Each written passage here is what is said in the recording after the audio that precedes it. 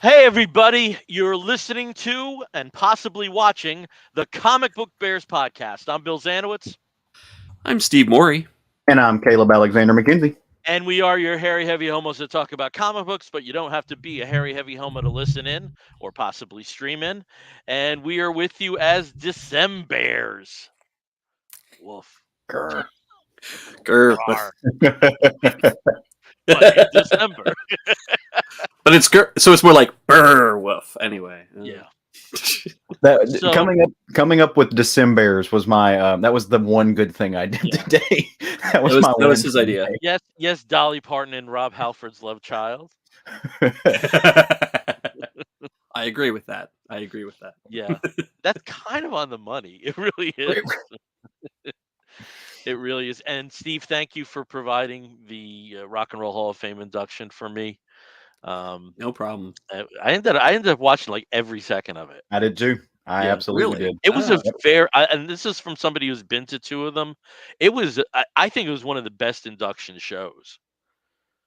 I Oh. really do. I- It just seemed like one of the more celebratory ones. Well, I think it You was know? twofold, right? So I think it was Yeah. people were fine. Like this is the first year they finally got to get back together and really do stuff, and have Yeah. a big shindig. People are finally touring again, but they had some really great folks that they were inducting. Like there Yeah. was a really like it was a happy atmosphere. I mean, if you think to some of them in the past, I mean, like the last one that I really cared about was the Guns N' Roses one, right? So, and you Mhm. watch that one, it's like, okay, this isn't really all of GNR, and they're like there's strings attached, and you can just kind of feel it. Yeah. So, but this one, it was just celebratory all around. Like everybody was happy to be there. Yeah. It was awesome. I mean, for the ones that I went to, Nirvana. The first one was Nirvana, Peter Gabriel, Kiss, the E Street Band, which took forever. Did they? Oh my god, it was like an hour long between like with their acceptances and the perform. I was crazy. Cat Stevens. I'm forgetting people. And then the second one I went to was The Cure, Def Leppard, The Zombies, Roxy Music, Wow. Stevie Nicks, Radiohead, Janet Jackson, and I know I'm forgetting people, but yeah, I went to two, both of them in Brooklyn. I was not able to get tickets for the Brooklyn induction ceremony when ELO. I forget who else was in, but there was one year that it played Brooklyn. I wasn't able to get tickets for, but the other two I was. Oh. I want to Well, go hey, someday. Yeah, Yeah, I would love to attend that. Like yeah. that's I do like that, after because they used to be like in the Waldorf Astoria and it was invite only. I do like that they allow some ticket sales for yep. events like this. Yeah, well, it's like a massive, I do recommend it massive if you tribute ever have the concert. opportunity. I definitely do recommend it. Yeah. Yeah. David Toby's joining Hey, us. there's David Hey, Toby. boys. Hey, Hello, David. and we So, made it through Thanksgiving. Gobble yay! gobble. Yeah, To jump on the and McLaughlin group the discussion we had last week. Um, Oh, I also Turkey went Day was so through. nice. I also went through my 3 concerts in 3 nights. Yeah, how Binging was it. that? Yeah. It was great. Suede have not toured here. They did like a Coachella, but they've not toured in the States since 1997.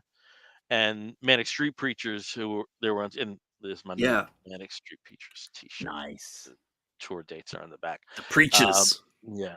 No, the Manics. That's the the cut to streets. the No, that's another band shut it. This altogether. is another act over there. It was a great show. The Philly show was great. Brooklyn show was great. In between the two of them, I went to see the Smile, which is an offshoot band of Radiohead with Tom and Johnny and a jazz drummer. And Mm. it's just like my feet were fucking killing me after the end of that Did that did run. any of them have like?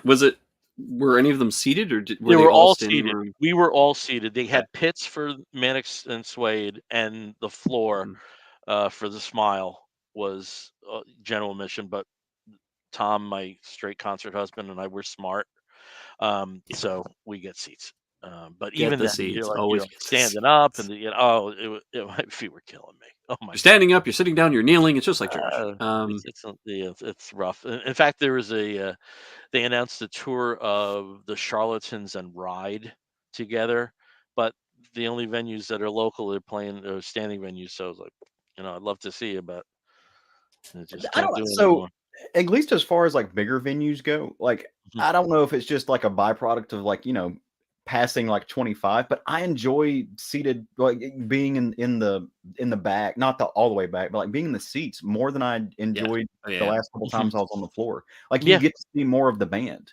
yeah, And like, absolutely, yeah, like I enjoyed absolutely. that. So I mean, and Yeah, look, my early 20s, like I was a pit kid, right? So like that was, Yeah. you'd find me in the mosh pit. I mean, I'm wearing a fucking yeah. what I'm That's my wearing. So that's my 30s. I was a big kid. yeah, I mean, but now I'm just like, well, I mean, I've been in a few pits, like Yeah, I haven't been to a metal concert in a little bit, but the last time I was there, I got in the pit. But still, I'm just like, you don't get to see much of the show. You have a yeah, very limited view. So getting up in the seats where you can get a bird's eye view, that's awesome. Yeah. yeah, Well, Same with limited view, Vegas. and then also you've got people, Yeah, and that's the thing. Like you're crammed in with all these people. Now, when you're seated, depending on how the seats are arranged, I mean, you might also be crammed in with a ton of people where you're like, I can't see over you, or your elbow is in my face. Thank you, yeah. but yeah, I mean, like it's at least then you can rest your feet. If you're stuck in the pit or if you're on the floor, forget it. You're there. Mhm. You're and there for the entirety of the concert, and no nobody's one hitting dumps beer on you. You get to Yeah. drink the beer you. versus like I like drinking beer, so I don't want to wear it. The Yeah. most insane pit was Nirvana that I Okay. was at, and this was for Mm. it was a show. It was for In Utero, but In Utero had not come out yet. And Oh. when Mm. I saw the opener was the Jesus Lizard, and when I saw how crazy that was, I was like, "All right, we're gonna go like to the outskirts." It was just nuts. But then the most fun pit I was ever was also Nirvana later on in that tour. Um, the show at the New York Coliseum, which was a venue that wasn't used much, and Mm. Yeah. so that there was something really cool. That was also like the next year was hell. There was a show at the New York Armory with Soundgarden, and it was about 102 inside. It was insane, Blah. and it was the night of the Bronco chase, the OJ Bronco chase, and Oh God. um, I stopped in to see my dad the next day, and he was like, "Oh, did you watch the Bronco chase?" Like, you don't know how much I wish I was watching the Bronco chase. I mean, So it's a like toss up. Even Chris Cornell said he almost died that night. Yeah. That he could Mm. not get his heart rate down after. Yeah, yeah, it's crazy. It But we're not a concert podcast. We're a comic book podcast, yet. right? Yet. Yes. Yeah. I mean, there have been some dabbling I in concert podcasts I'd love for to do a stuff. music podcast, but my attempts Yeah. have crashed and burned. So I listened to your history of music. I So know, and I'd still love to. I was planning to do that at 45 instead of 40, but it just didn't work out. I think I could do a show with as one of two, you know, but not it's not solo. It's no fun. Maybe if you I were doing it, something like a narrative, like Ultra, Right. it would be okay to be by yourself. But it's a lonely. It's lonely, lonely. At the uh, top. Yeah. this the new name here for those of you who are watching. Obviously, too bad for those of you who are listening. But Caleb just changed his name and forgot to put the Esquire on the end, which actually I think would be funny. Dolly Parton and Rob Halford's love child, Esquire. Esquire. Right. Okay, well, we each have some books to talk about, and we have, at least in my case, I have a shit ton of Geek Gets Yeah. because of Black Friday. So I'll go Yes. through them quick, but we got to go through them. It just feels like we have to. And Steve, I know there's one bit of news that's of some degree of importance that we probably should talk Just about. just one bit of news, or one bit of development, I should say, in news that we've kind of talked about very briefly before. But James Gunn has been dropping a little bit more hints, having some more Twitter conversations, as far as Twitter is, not a complete and utter nuclear waste dump at this point yet, but it is getting there very, very quickly. But he has been providing, little hints here and there, and just the other day, kind of to emphasize the state of the planning, dropped a beautiful picture of, Ross's. Was it the cover for Kingdom Come? No, it's the boardroom plan in The issue boardroom planning from Kingdom Come. I'm trying to think which issue 2? it's from, but I I think it's 2. Yeah, I think it's two, boardroom plan yeah. 2. But it's very very well known Alex Ross image, but I think it got a lot of people really excited that they're going to be making Kingdom Come, but really it was just more of like, we are hard at work providing you, the stories that we want and we know you want to see. And also the fact that he did confirm that it's going to be, a completely connected, 10-year long, I guess, overarching story, or at least connected, universe Hmm. where everything leads into another. There are exceptions, and he did confirm that there are going to be some stuff that's very much outside of continuity. So Harley Quinn and Doom Patrol and other shows like that, especially in the TV realm, are going to be, you know, doing their thing. But they are going to be working on making it a little bit more cohesive, and I guess basically kind of doing an equivalent, a 10-year plan equivalent of what Marvel had done Mhm. with Phase One, Phase Two, Yeah. Phase Three. So really excited there, and it got me thinking. And I know a lot of people are thinking like, well, what kind of crazy story would you like to see? What kind of storyline, whether it's a big crossover, or just a single character um, arc, would we like to see? And I know we don't have a lot of time, but for those of you who are listening or are watching, maybe you can throw some of your suggestions in. I mean, me personally, I would love to see Blackest Night. Um, I know it's really complex. I know that's like it's crazy pie in the sky, and there's probably no way they could do it unless they introduced a billion different people, including all of the core and just like also a whole bunch of other major characters that have yet to be introduced, as well as killed off subsequently. But I would just love to see something that epic and that fantastic that really touches on not just every character, but also, a lot of those really important, powerful stories, and just kind of rips them apart and really forces you to like revisit a lot of the really darker moments of DC, in a very, I think a well done, massive crossover event. But yeah, again, pie in the sky probably never happened, but it's pretty cool to think about, and it'd be really great if they did lead up to that over the 10 years somewhere.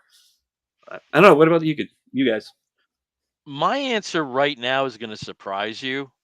I've been rereading some of the war titles from the 60s and 70s, and I Mm, was really struck by how rich some of these characters are, like Frank Rock and Jeb Stewart from mm. The Haunted Tank and The Unknown Soldier and Oh yeah. Gravedigger from the 70s, the African American GI. And possibly as a starting point, like my pie in the sky is Justice Society. That's Hmm. and that might be a way in by Hmm.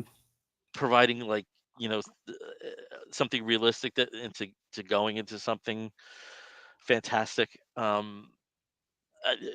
Will probably be something like JSA, but I was also just struck by how rich a lot of these a lot of the wartime characters were, and Mm. how fully developed they were.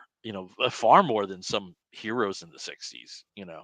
You read an issue of Justice League, and the up until Denny O'Neil starts writing, the dialogue's interchangeable. Yeah. Whatever comes Yeah, it out could of be Hawkman anybody is saying that. coming out of Flash. Yeah. Yeah. The solo titles were a little different, but yeah, I do think that's also somewhat endemic of a wider problem.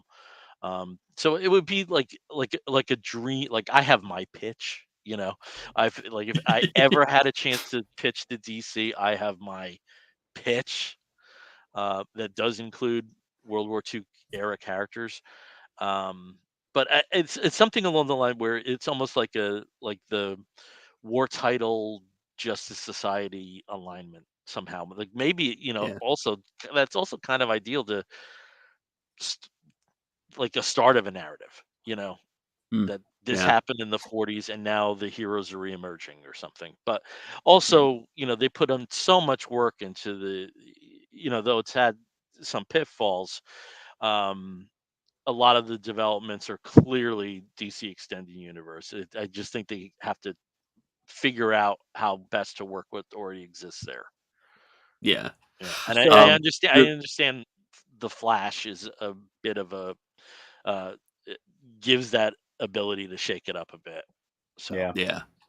Which they might just go wild with the shaking up part, and that gives them a lot more freedom to deal with well, stuff. But it was pretty standard knowledge that after the Flash, Batman was supposed to be Michael Keaton.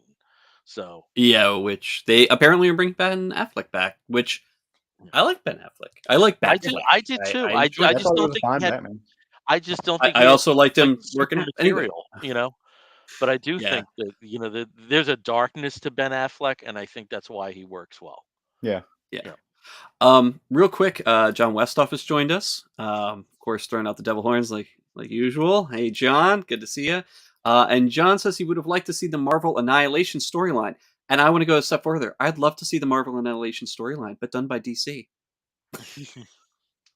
Just take that whole storyline and just adapt it for DC Yeah. DC films. Wouldn't that be interesting? I also have another idea. If I can just get this in, even though it was a terrible crossover, the impetus behind Millennium, where there were Yeah. manhunters that Yeah. were embedded into the Hmm. lives of these characters, that would be like an awesome crossover.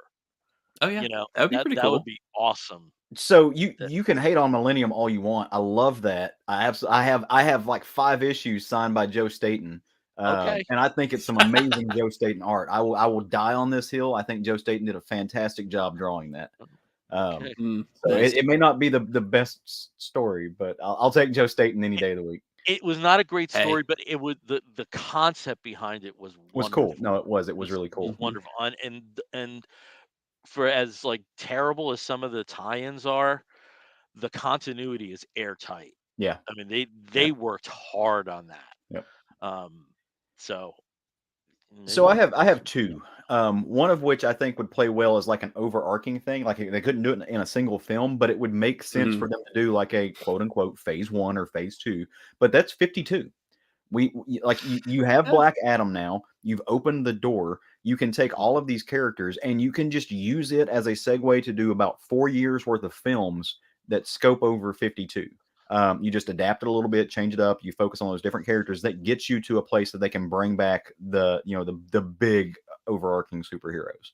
So that's Mm. like a multi-year plan. It's dark, it's gritty. I think James Gunn would have a badass time with it. I would love to Mm. see what James Gunn could do with the question. I think it would be amazing. Yeah.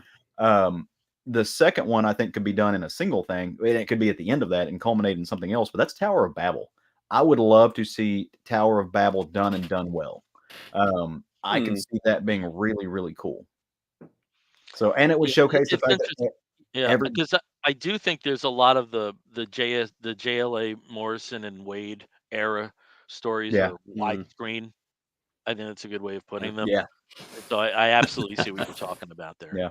Well, and like I think we have reached a point to where we take for granted the fact that everybody knows and jokes about, oh, Batman's got a plan for everybody, but like like showing that, like showing why we all take that for granted, like showing why we all believe that and know that, putting that on screen and just driving home the fact that although he is a hero, although that at the end of the day his job is to save lives and to save the world, he kind of is a despicable team member. Like he, you know, uh, Well, so and like you can't. He trusts no one, and you can't trust him at the end of the day. And these are people who have to put their lives in his hands. I think that would be really cool, just to showcase just how dark Batman can be. And fuck it, let Robert Pattinson keep being him. So I'm down with it. yeah. I mean, I think it gives the opportunity, especially if we have multiple actors playing Batman. I mean, you could have Hmm. young Batman, Robert Pattinson, and then grizzled older Batman would be Ben Affleck. I mean, maybe they're going to do some interesting things. Obviously, whenever they reveal what they're going to do with it, I'm sure they're going to start also revealing the people that they've locked into some of these roles.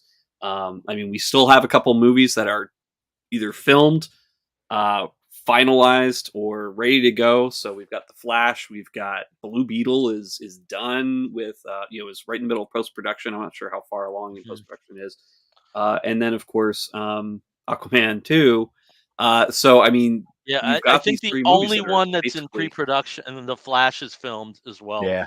yeah, I think Flash is done, but they're yeah, just probably I retooling think a the bit. only one that's still in pre-production of stuff that was already announced that hasn't been um, changed is the third Wonder Woman.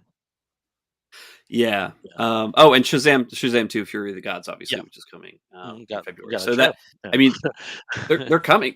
Like these movies are going to be happening next year, and the first Yeah. part of 2024. So we know that they've already got stuff, but like the road plan of what's going to Mm. come after that. Yeah. I mean, I'm really Yeah. intrigued. Really I And intrigued. want to. just also seeing what he's done in the Suicide Squad and Yeah. Peacemaker is he seems to weave it in pretty well. Weave pre-existing concepts in pretty well with Mhm. his own shtick. So I think we're in a good place. I want to. I He want to change weaves it one of in my votes. without. Oh, sure. Yeah, give me. Yeah, I actually want. I want Dave Baker's Plastic Man. I want that real bad, real bad. Oh, Kyle Baker. Okay, Yeah, Interesting. Kyle Kyle Baker. Baker. Sorry. Yeah, Sorry, Kyle sorry. Baker's Plastic Man. Plastic Yeah, Man. Hmm. give me that. I mean, Plastic Man could be. You could make it R-rated, and I would yeah, it'd love be a lot of the fun. team that's doing Harley Quinn to do Plastic Man. Yes, I would absolutely, absolutely love that. absolutely. And I didn't not know this. The Harley Quinn was renewed for a fourth season.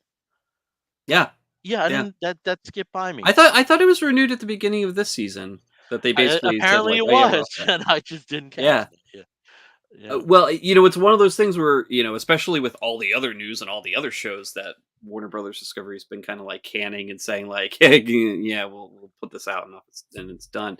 But I mean, Harley Quinn they support. Haven't heard anything about Doom Patrol for the next season or Titans yet for the next season, but yeah. Or Pennyworth. might continue with I that. don't think we Or have. Pennyworth, yeah.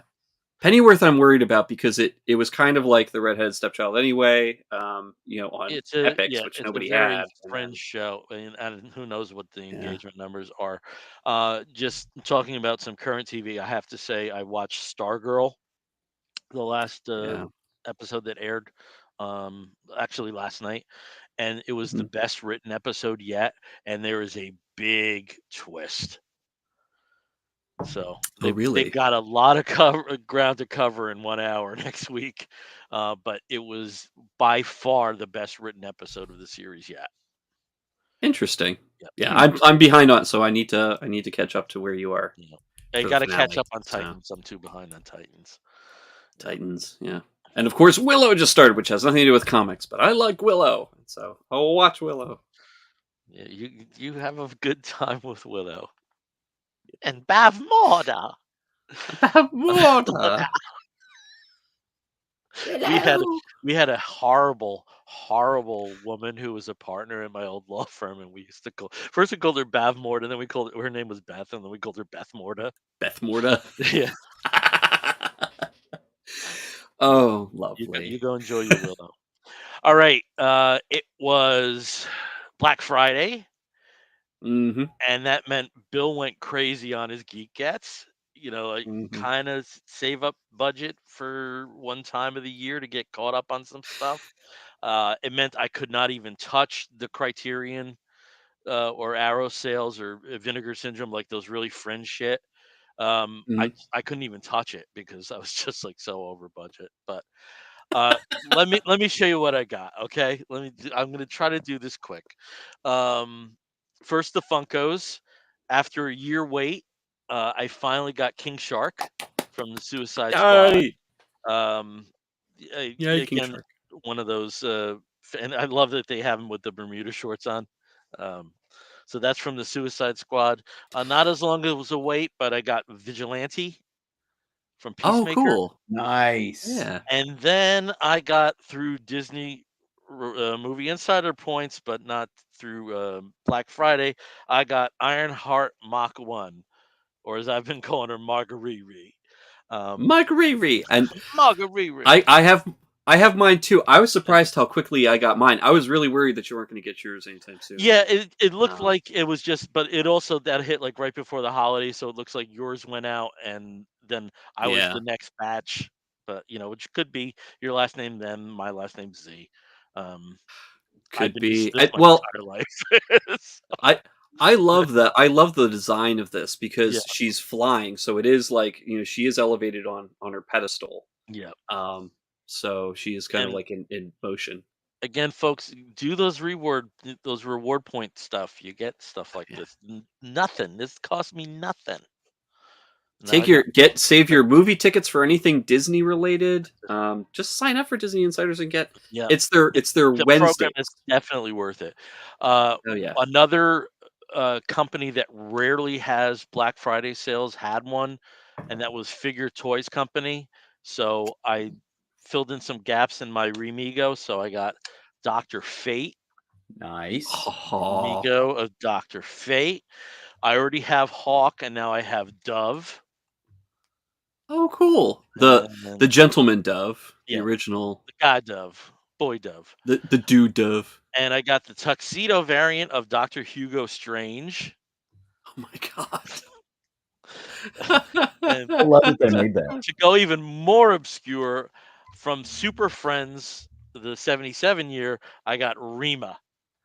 So, I don't the, even remember Rima. What yeah. was Well, Rima? Rima was unflatteringly, they called them the, what's the term?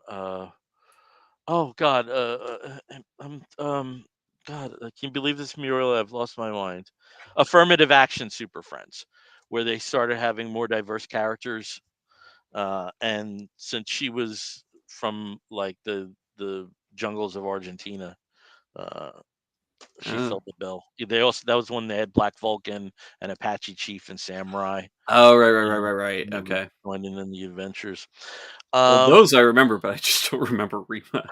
okay, let me do this one. Uh, the comic and collectibles store that's very close by, Dr. Wonders Comics and Collectibles, had a Black Friday sale. Now, you know that Superman has Action Comics, Batman has Detective Comics. In the 40s, Wonder Woman had Sensation Comics. Mhm. Black Hawk was no exception. And though I have some issues of Black Hawk that were pre DC quality, I did not have any issues of military or modern, was later retitled Modern Comics after the war. So I've got my first issue of Modern Comics. This is from 1948. So Wow. That's awesome. yeah, somewhat objectionable depiction of of an Yeah, I Asian see that character, over but there. it, Oh nothing boy. I can do about that. Um, so there you go. Yay, Uh, yay Get history. Yeah, a big Hmm. expenditure though was the DVDs and the 4Ks and Blu-rays. Yeah. And I've got three piles here. If you're ready for this, I'll go through them really quick. For DC, I got DC League of Super Pets, Batwoman third and final season, Flash season 8, Superman and Lois second season. From Warner Archive, I got the complete second season of Pennyworth, and I Oh, also got the complete first season of Sweet Tooth. Oh, And nice. look at Very that, cool. neat. DC. On It's Blu-ray. it's Huh. considered a DC project. No, Well, yeah. got that. I'll put those over there. But Marvel wasn't out of the picture either. And I've got a whole fistful of Marvel here. I've got 4K Black Widow, Hmm. 4K Shang-Chi, 4K Eternals, 4K Spider-Man No Way Home, Hmm. DVD of Doctor Strange and the Multiverse of Madness. Sorry, Blu-ray. Blu-ray of Thor: Love and Thunder. Uh, Going outside of the MCU, Blu-ray of Morbius. I still haven't watched this. I haven't seen it. It's Yep. Morbin time. And a Uh, Blu-ray of Venom: Let There Be Carnage. Still haven't seen this either. And that was fun. Marvel adjacent. I mean, really, like Disney kind of completely took over the property. But I never had a Blu-ray copy of Big Hero 6, and now I do. Which is Okay. one of my favorite Oh, mine too. Disney. Yep. I wish we had gotten more. I wish we had gotten more of that. I really do. I Yeah. adore that film. I mean, They've had there 2 is the seasons, a series. series. Yeah. Oh, I haven't. And now Oh, there's I and there's a 3rd series of Baymax.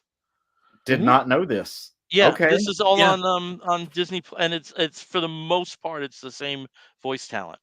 Holy shit! Yeah. I didn't know. Wow. Yeah, Okay. they have No, 2 I've got. seasons of Big Hero 6. I mean, Well, it's not that's as my Christmas it's not break. as epic. It's Yeah, it's not as epic. it's It's a obviously little more more TV style, but towards kids, but yeah. it still I'm does the tricks. I'm a kid. Okay, and then, for the I'm a big non-comic kid book now. stuff worth mentioning, I got a 4K of A Clockwork Orange. Okay. Ooh. I got the Blu-ray of Everything Everywhere All at Once. Still need to see Oh my that. god. Have you watched it, Bill? No, Rob has. Well, I was waiting for home video for that. you want to watch it together? Yes, I do. We'll synchronize it. Okay. And then, You should. You should keep those Blu-ray, and lines this open is because another it's one an I amazing haven't seen, movie. No Time to Die. Yep. I have not seen that. That I did like a lot. I was not expecting to like it. I was kind of like after Spectre, I was kind of like, okay, this is gonna be Okay, whatever. just got a But couple I more enjoyed things. Picked up during Aaron's. Caleb knows the backstory to this. A prominent person in EOC picked these up. I had to. They're hysterical.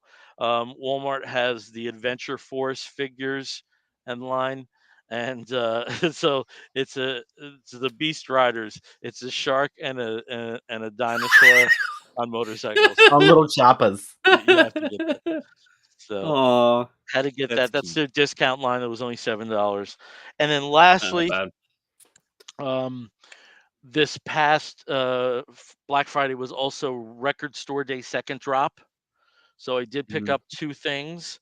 I did pick up this is a limited edition DVD of Night Clubbing: The Birth of Punk Rock in New York City.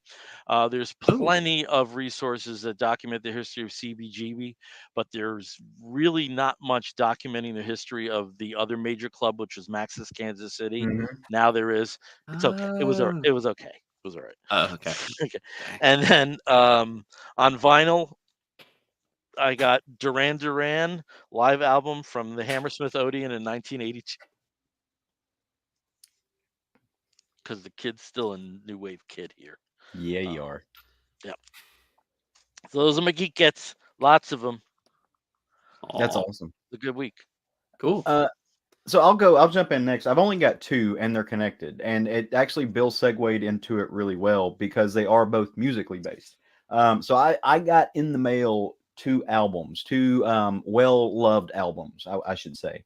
They play great. I've played both of them. They sound great, but they come with a little bit of story. So a few years ago, one of my best friends in the world passed away. His name was Jib. His real name was Caleb Shaner, but everybody called him Jib. That was what his dad called him. I like the cut of your jib, JIB. So that was his nickname. So he was Jib. He was an amazing musician. He was in a kind of a Arkansas, Oklahoma, well-known metal band called Vessels of Wrath for a long time. Bill, I think you would really like their stuff. I need to Mhm. get you a copy of their albums. But he passed away. He was also an amazing record aficionado, but above everything, he was an amazing father. He loved his daughter to no end. So did not know this, but when he passed away, he left his record collection to a friend, or at least did whatever he needed to do to make sure it got into a friend's hands, and told him like, "Hey, when my daughter gets to a certain age, I want you to sell these, auction them off, do whatever you have to do, and give the money to my daughter." So that friend did his due diligence and did that. One thing that Jib had is a tattoo on his left hand, and it was the thorns from one of my favorite albums, Typo Negative, October Rust. So he had it tattooed on his hands because he loved this band, loved that album. So I now own his copy of that album, and so that's very Hmm. near and dear to my heart. So I got this, picked it up for like I didn't pay enough for it. Just flat out, just for the fact that it goes to his daughter, I didn't pay enough for it. The second thing I got is a band that I'm not into death metal that much. I do like it. I listen to like bands like Dimmu Borgir. I like black metal, but if you've followed me on social media, like on my Twitter page back when I had Twitter, and even my Instagram page, my handle was at Council of Caleb. Council is in like a group, not as in like a lawyer being a counselor. But it's now a lawyer being a counselor because graduated law school. But I had that name because Jib, whose real name was Caleb, and I worked together and stayed together in hotels on and off forever. And we would make the joke that we were the Council of Caleb's. So his another band that he really liked was Dark Funeral, and he got this album and it was signed to Caleb, and it's signed by most of the band. So I reached out and said, "Hey, I would like to have that. It should go to somebody named Caleb, and I'll hold on to it." So have it, but the Caleb is not me. The Caleb is my buddy Jib. So amazing Swedish black metal. If you're into that really, really dark, heavy stuff, this is what you want. It's good shit. So check that out.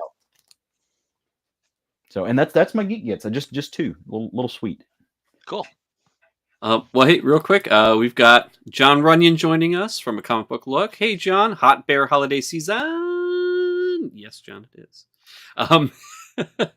Which again, I'm still in shock. It's the 1st of December right now when we're streaming, and that just means this is the last month of 2022. Yep.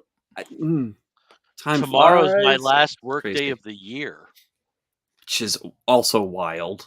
Amazing. It's amazing. Yeah, what are you going to do with yourself? What are you going to do with yourself for the rest of the we've month? got a lot of projects around the house, and we might take like 1 or 2. He also just showed us 87 hours of DVDs. Yeah. Well, there's that too. Yeah, you got a lot to watch there, and a lot to read, and then of course so much next month's DCBS is coming in whenever. So I literally just DC. I have a short box of DC to read. Yeah, full short box of DC. That is unsurprising to anyone who knows you. Well, no, it shouldn't, because I usually keep on top of it. But that's true. That's true. It just yeah. At least in the floppies. The flippy floppies. What was that thing you came up? What was the thing about the with one of my dalliances? Scientist boogie. But what did you say this morning? Scientist booty? No, what was it? I don't know. I can't remember. It's like science boogie woogie science. I'll have to look that up. Yeah, that has to be memorialized. Bearded scientist bouncy bouncy. Bouncy, yeah, bearded scientist bouncy bouncy. Bearded scientist bouncy bouncy. Yes. Yeah, I had a good time. Awesome.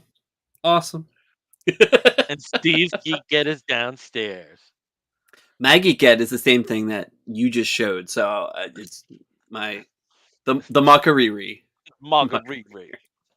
All right. So yeah, I don't see. That's the thing. Like around Black Friday, I usually don't get anything like geeky or fun, because it's all like, oh, there's some stuff on sale. And there's also, I have to say, this is also the weirdest thing. Both Steve's husband and my partner got gamer chairs, and neither of them are gamers.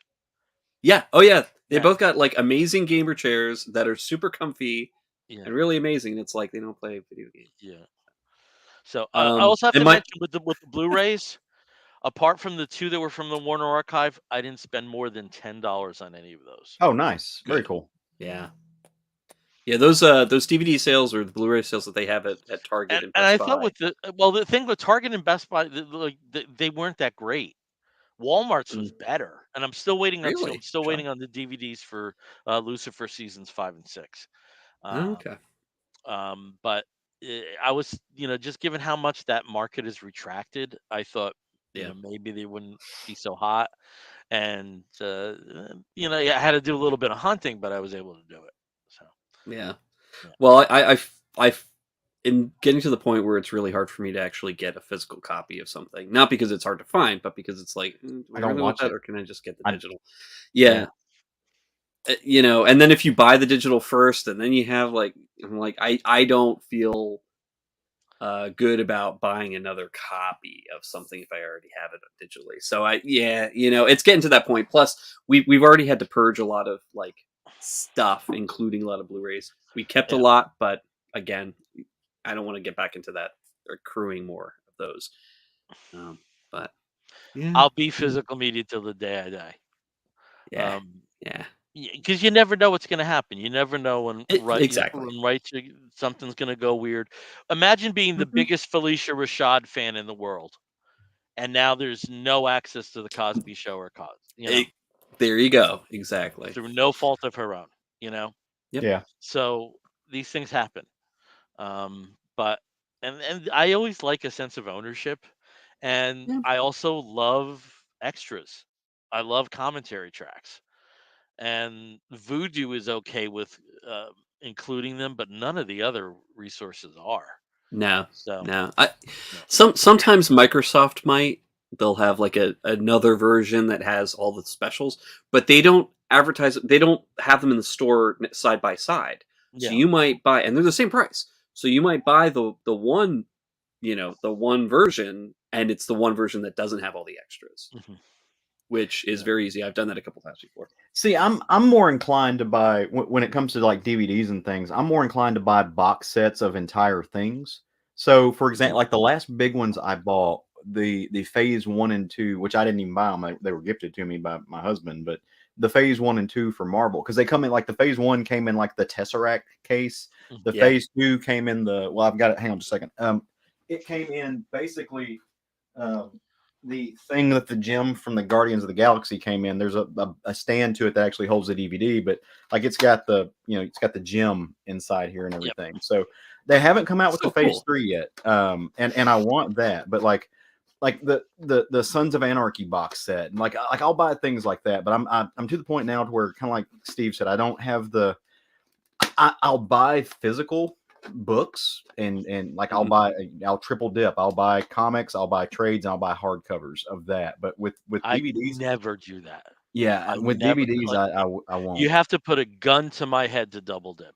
I do. I'll double dip, You but have to put a on gun books to and my head to comics. double dip. But I Some of it won't. is space, Yeah, some of it is Yeah. space. But I like the last one that and this is how long ago it was. The last time I actively double dipped was like Starman and JSA when the trades Mm. came out, you know. But Yeah. Well, I do have. never Yeah. do that. I don't look, that's just me.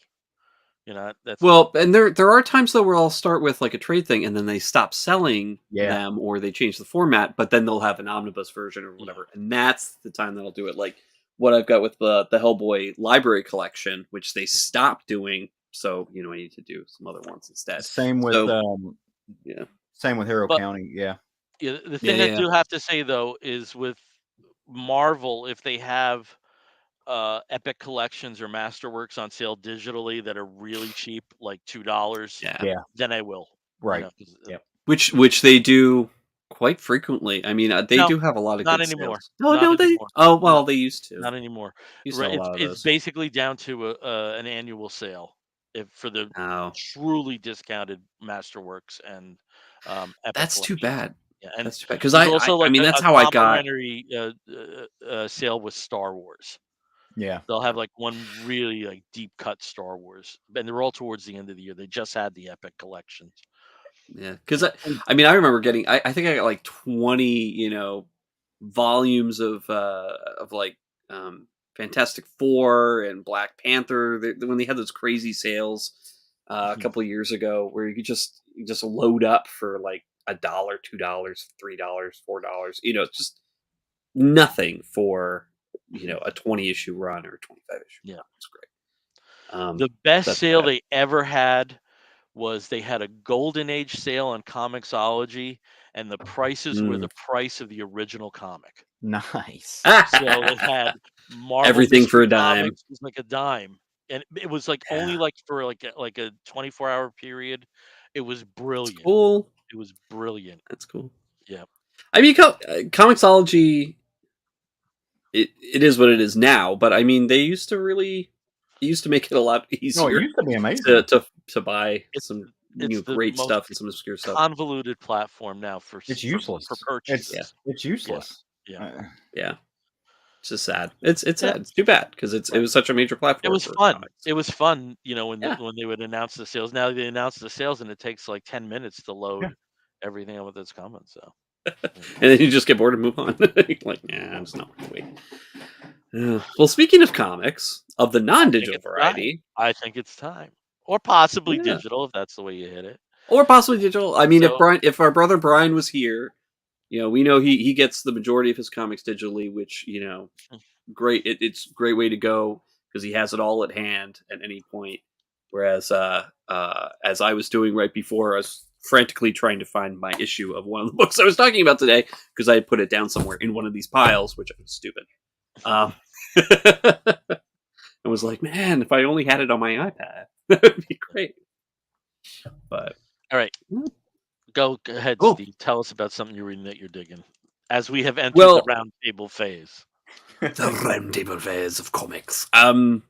So as I've been talking a lot to these guys, I've been reading a shit ton more horror comics. Like, I've never been a horror comic guy, except for like classic EC stuff. I always had fun Well, with those, but I thought you were a Vertigo kid, though.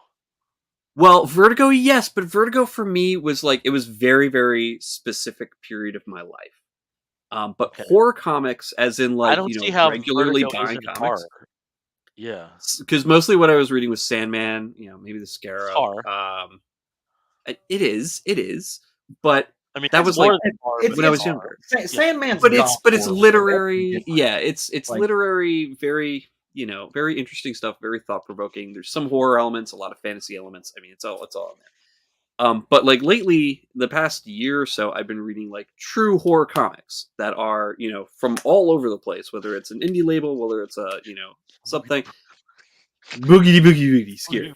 Um, and I've been giving a lot of comics some chances. So like Night of the Ghoul, I've been really loving. I think that's amazing. Francavilla, just so gruesome with the promise of like real terror. But one of the imprints that has been putting out some really great stuff from Vault, who also normally puts out some horror comics, their Nightfall imprint just put out this new the first issue for the new series. There you go. By Cullen Bunn called Door to Door, Night by Night. Um, so I had no idea. I had never heard of this book. I knew nothing before I picked it up. I was just like, Cullen Bunn, I'm gonna like it. Nightfall, hey, means it's a horror comic. Maybe it'll be really cool. Um, and I was very pleasantly surprised with it. Again, knowing nothing going into this is probably the best way to go into a horror comic usually. And in this one, written by Cullen Bunn, Sally Cantorino is on the art duties with Dee Conniff and World Design for colorist and letters. Basically, it takes place in the late 80s.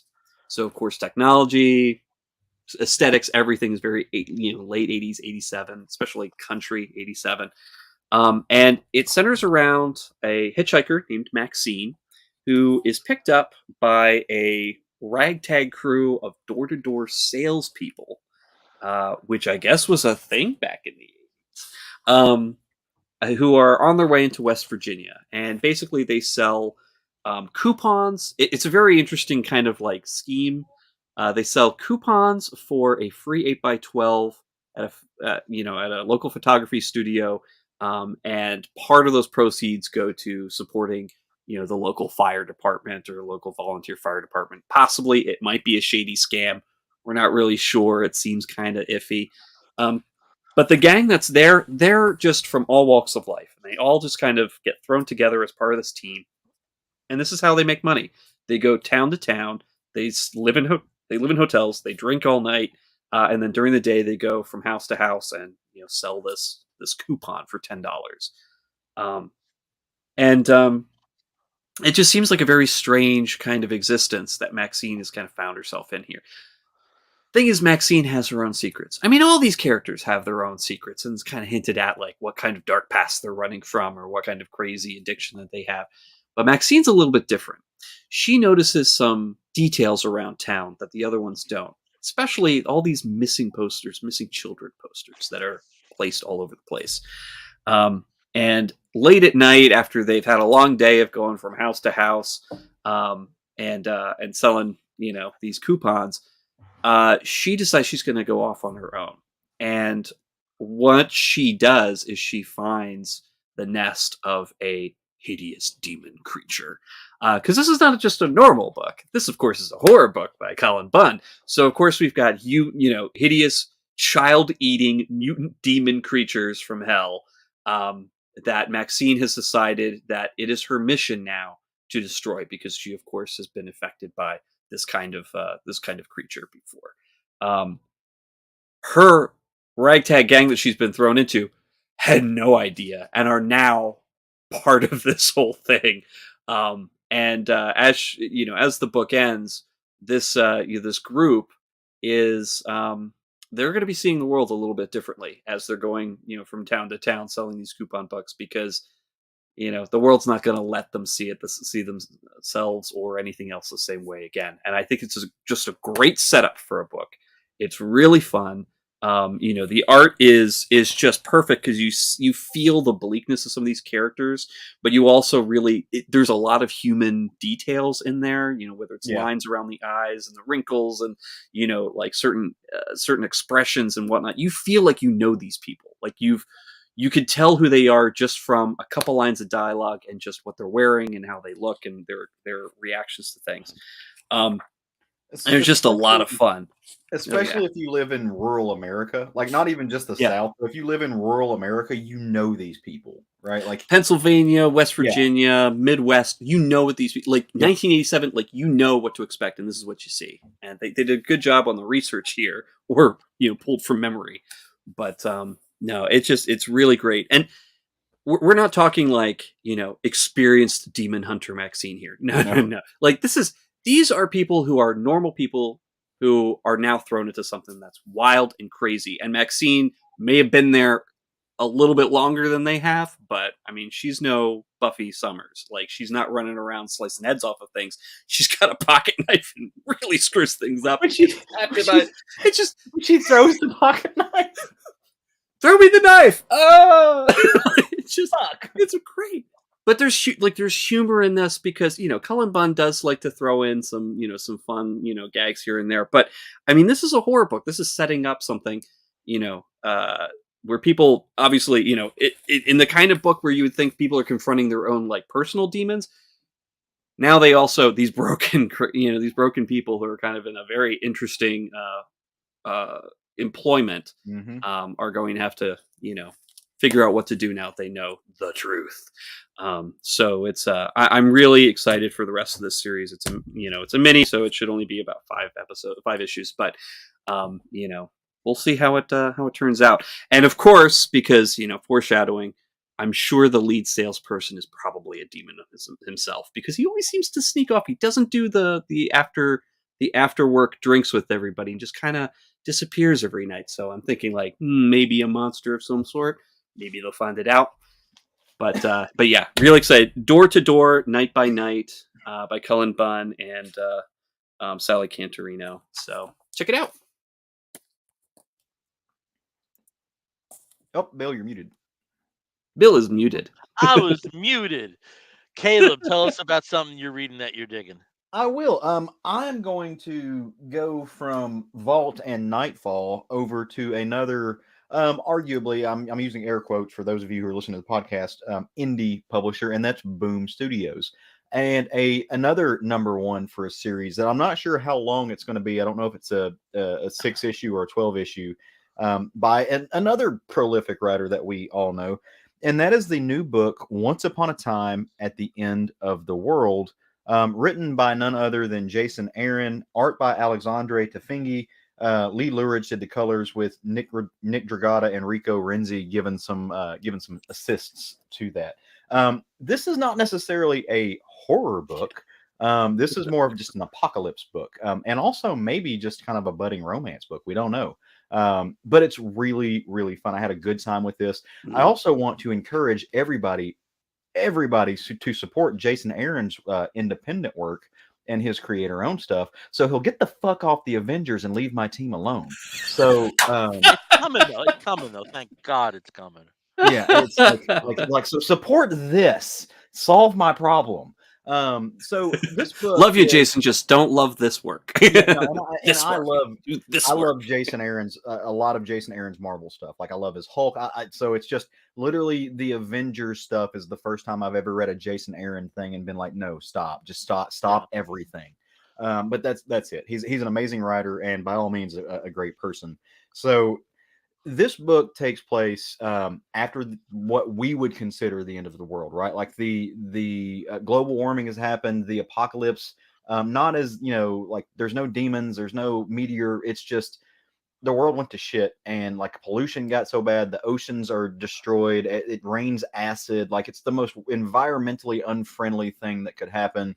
Um, that's where we're at. Like there is just an ocean of trash. And the book opens up in a very poetic way, or I should say, very, very poetically written way. This person, this we learn that she's a woman, but she's rowing a boat through just a wave of garbage. Like it is just plastic icebergs, just it's filth and decay. And she's been on this trek for a little bit now. We don't know. There's a really great point that the book makes. It says that she rows as somebody who knows exactly what it is she's growing from. So we know that she's running from something, right? We just don't know what. And she is there are elements of the road in this, like she's been on there, like she ran out of food like 4 days ago, right? So she's reaching a breaking point. And as if by happenstance, serendipitously, she crosses a little bit of a junk island, and all of these little mutated transformed scorpion creatures start flooding her boat. And so she's able to like mash them to make, she's going to eat them because she was about to starve. But one of them starts digging into the boat and it makes a hole, and her boat starts filling with trash water and junk and filth, and it's going under. But hey, look, sometimes the universe throws a little wonder or a favor, and she's right at a stepping off point. She's been at the edge of a city that she was rowing towards because she's gonna, she's just running. She doesn't know where she's going, but she reaches this kind of urban decay wasteland, from away from the sea. There's old skyscrapers that have been built up. They're towering over her. So I mean, if you're gonna get a leak in your boat, it's nice to get a leak in your boat somewhere where you can step off onto something dry. And so she happens to do this. And while she's doing this, I should say that she's got like a mask on, like she's like wasteland warriored up. Like there's road warrior spikes coming off her jacket. She's got like this skull thing happening. Google Wasteland Weekend. It's this awesome like Mad Max themed like anti-Burning Man that happens out in the desert in Cali every year. That's what she looks like. It's fucking rad. And so she's getting there, and all of a sudden these tentacles, like this octopi creature, starts attacking her. And she's going for it. She whips out a machete. Like she's not going down like a punk. Like she's gonna chop some tentacles up and have some calamari while she's living life. But this could be the end of her, right? So from there, one of the panels, you see a little red line. It's a wire go across that something trips it up, and all of a sudden alarms start blaring. And that's when we meet the other main character of the story. And this guy is he's hard to describe. Like he's a very sheltered person for this type of world. He is possibly a kid, somewhere between like older teenager, young 20s guy who has been holed up in this tower for just ever, and is not really doesn't go outside much, but he happens to have an entire skyscraper to himself. I don't know if he was just loaded before, but like in this skyscraper, he's got like what he calls the quote unquote orchard, which is just vending machines. It's an entire skyscraper floor of vending machines that he just gets to do whatever he wants with. And he is obviously an intelligent guy. Like either he or his parents, who he talks to on a radio but are probably dead, we don't know.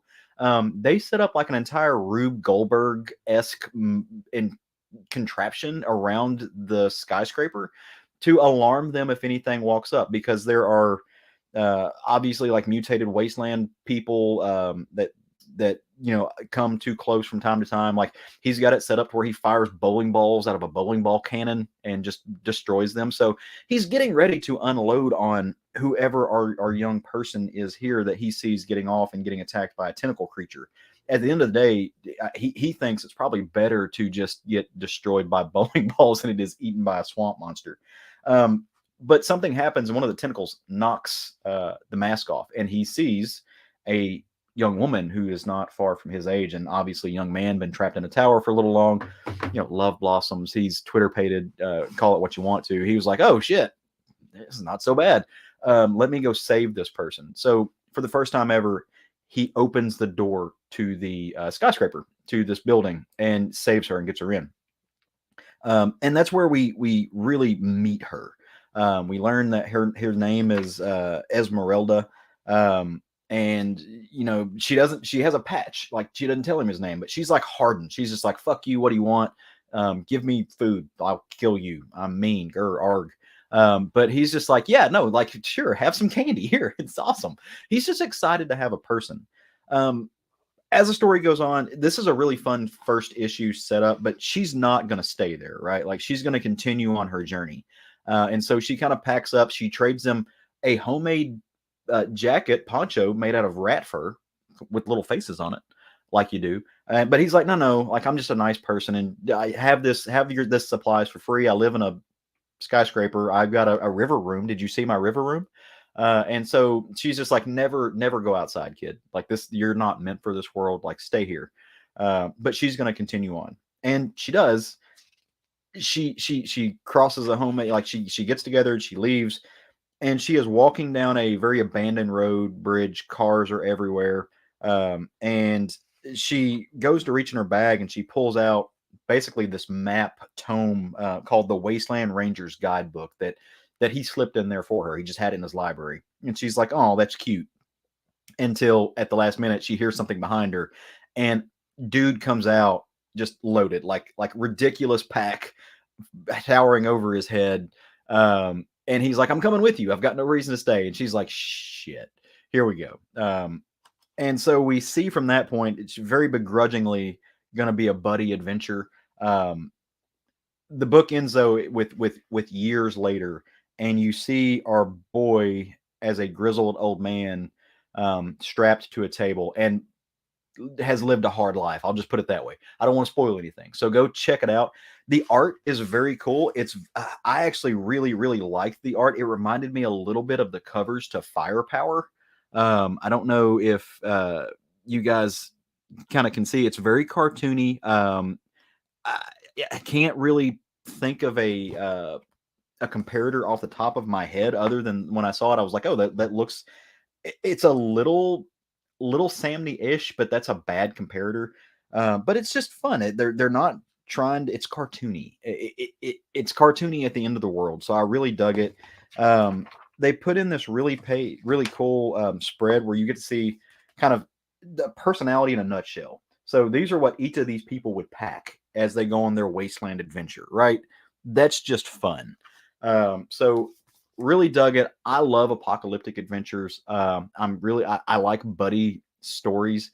I'm curious to see where this goes. It's kind of a classic setup. One of them is just going to be the punchline, but it's going to end up being the grizzled, the hard person. The other one's going to be hard and is going to get soft, and you kind of see where that's going. But I can't wait to see how they get from this to being the version of Mace that we see, because his name is he nicknames himself Mace for short. I can't wait to see how we get to the version of him that's strapped to a table saying, fuck you, go ahead and just do what you want to do because it's the end of the world, let's go. I'm down for it. This is a really fun Jason Aaron story. So it's clever, it's witty, and but Boom is doing some really cool stuff. So kudos to them. So go check out Once Upon a Time at the End of the World. Cool. Yeah. Cool. All right. I saw John Runyon interjecting about horror. Just wanted to give you a heads up, John, that last week I also talked about a horror book, which was Dead Mall. Yep. So we seem to be covering a Dead lot Mall. of horror here. I knew I had a lot of DC in front of me. Just in time for Christmas. So yeah, all the horror stuff. I started off with something that wasn't DC, and luckily, well, I don't know, luckily, but it just give me like all 5 issues of the series have been published at this point.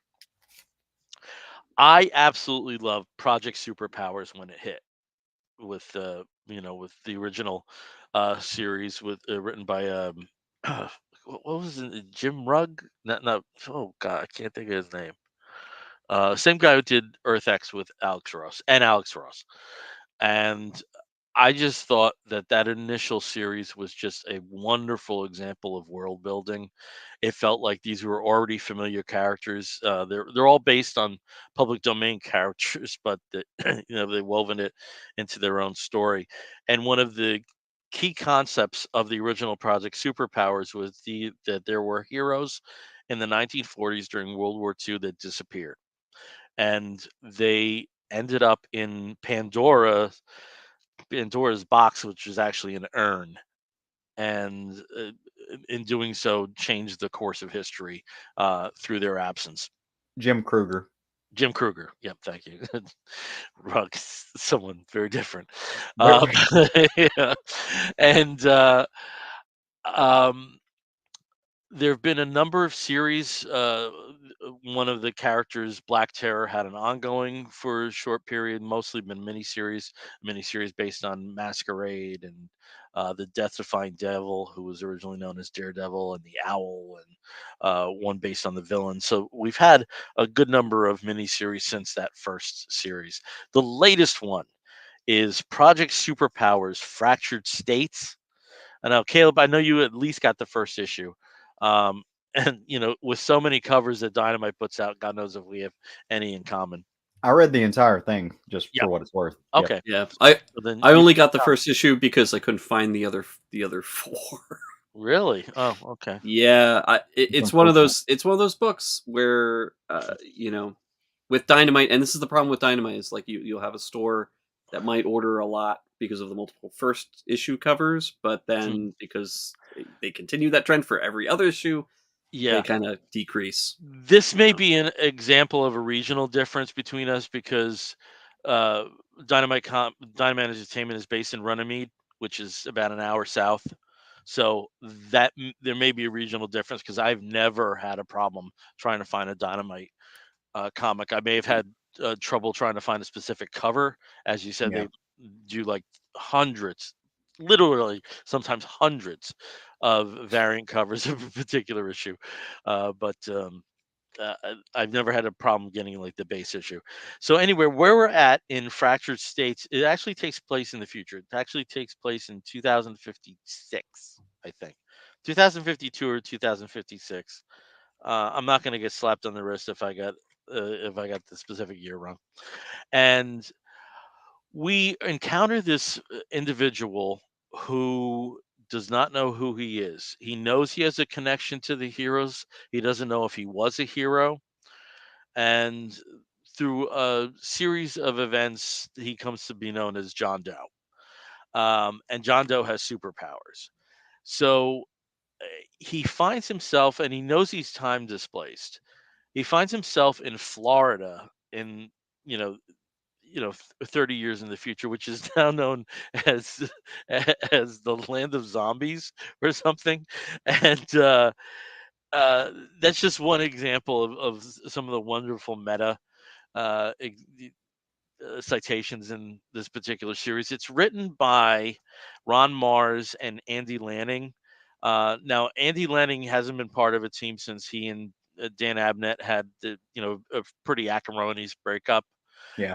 as a creative team, and I thought they worked together really well. It felt like one unified voice. I don't know what their process was, if if one of the two was writing a particular character, or that they tag team. I don't know what their process was, but it felt like one unified voice. So I was very happy with that. The art is by Emilio Utrera, and it's very Marvel art. It's Hmm. very like Marvel current art. So if you are, uh, especially reading some of the team books like Avengers, um, you know, it's not a huge puddle jump from an artistic standpoint. As I said, it's a wonderful examples of meta storytelling. Again, the caption, the subtitle of the series is "Fractured States," and we're very much there as a country right now. And the issues that we have with um, with so much turbulence between political ideologies and particularly the climate issues. This basically is like the worst that could have happened in this particular terrain. And John Doe finds himself, and you can see them on the characters here.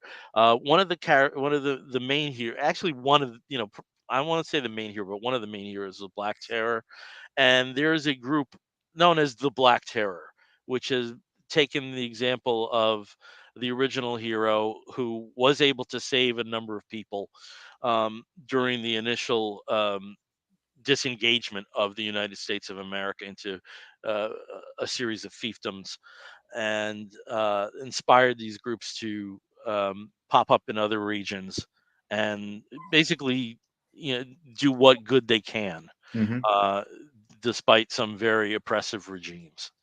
And this one particular character, Bobby, who's right here, really connects with John. And through the 5 issues, uh, we learn about where the United States is at.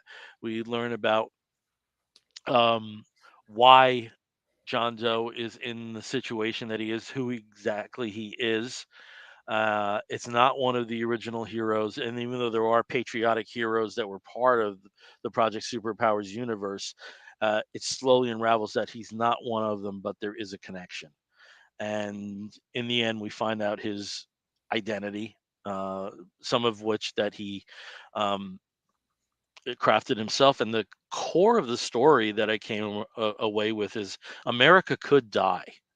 You know the I hate the news term of the grand experiment, but um, given the terrain that we're contending with right now and how divided we are, I think we're at a point in time, probably the most divisive since the Civil War, in terms of the polar opposite dynamic.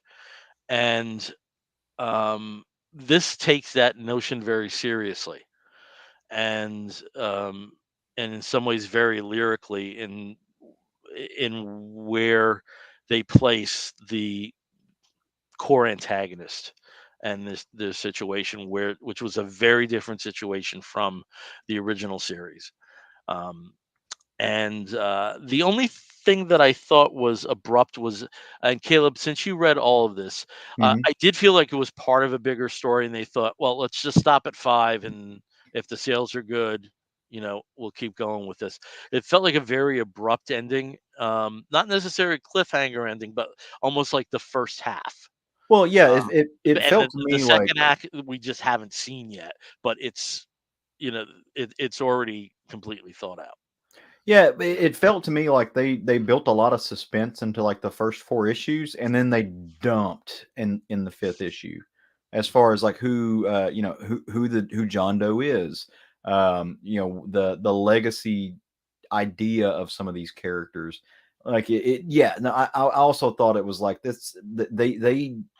They built up a lot of suspense. Very like did a lot of good work, a lot of Yep. hard work for like that kind of craft Yeah. to build up a lot of suspense in those first couple of issues, and then to just pile it on you in a very very swiftly in that last issue. But I still think it was cohesive, right? Like Yeah. I still felt like it was a fun story. I enjoyed it a lot. Yeah. I still thought it was a complete story Right. too. It was just um there was just something felt premature about Yeah. how it ended. But like you said, I definitely enjoyed it. It has a lot more meat on the bone than a lot of the other Yeah. entries since the first 2 series and this. Yeah. So Huh. recommend. Yeah. Well, at least, or recommend the first 4 issues, and then maybe. I mean, that is kind of the thing. I'm sure that they are going to come up with another one because every couple of years there's at least one new Project Superpowers related miniseries. So this is And some of them are weird, like probably going to Hero be it. Killers. That was Yeah. weird, but I'm Yeah. glad it Yeah. exists. You know. Well, I really like the Death Defying Devil miniseries because it was all essentially could have been a fever dream. There was a lot of stuff that was happening that was symbolic. There was Mhm. people were dead, people were not dead. It was very interesting. Yeah. Well, I and like the storytelling. I think it I was Gail really like the Simone. Gail Simone did Masquerade that. series. I thought Mm, with a real nothing character for a template, they really fleshed her out and fleshed her family yeah. story out. I really enjoyed that one. I like the series that came right before this one. I forget what the actual moniker was, but it gave you a new American flag.